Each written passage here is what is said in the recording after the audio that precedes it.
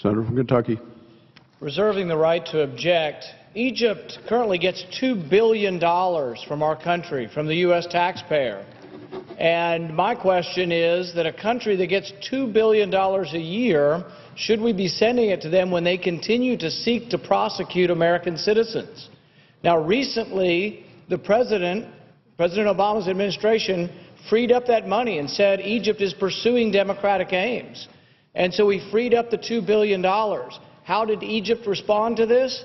Egypt basically thumbed their nose at us. Egypt said, we are now issuing international warrants to get American citizens, extradite them, take them back to Egypt for a political show trial. So we give money to a country that insults us. I think this should end. I think this deserves 15 minutes of Senate time where we discuss whether or not America has money to be sending to Egypt when we have 12 million people unemployed in this country. Whether or not we have needs here at home that need to be met before we send $2 billion to Egypt, who turns around and insults us by prosecuting American citizens. So I respectfully object and seek a vote on this amendment that would end their aid if they do not end the prosecution of American citizens.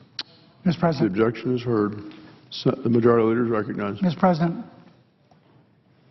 as we speak, there are 8 million Americans who are dependent on the post office. These are people who have jobs as a result of the Postal Service. We need to do a postal reform bill.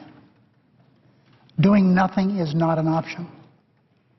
I ask unanimous consent that we set up a procedure to allow the Senate to consider amendments relevant to the postal reform bill. Is there objection? Mr. President? From Kentucky.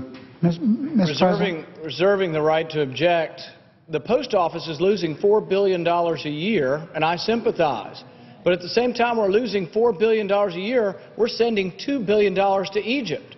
We've got problems in our country, and we don't have the money to send to Egypt, so I would say that it is relevant. It is relevant whether we have limited resources and we send $2 billion to Egypt, or whether we try to fix the problems we have at home. So I would say bring some of that money home, and that might help you fix the post office. The senator yield. Mr. President, first, would the Senate... Is there objection to the senator's request? And I continue my objection. Would the chair report the bill, please? The objection is heard. Majority leader is recognized. The clerk will report the pending amendment.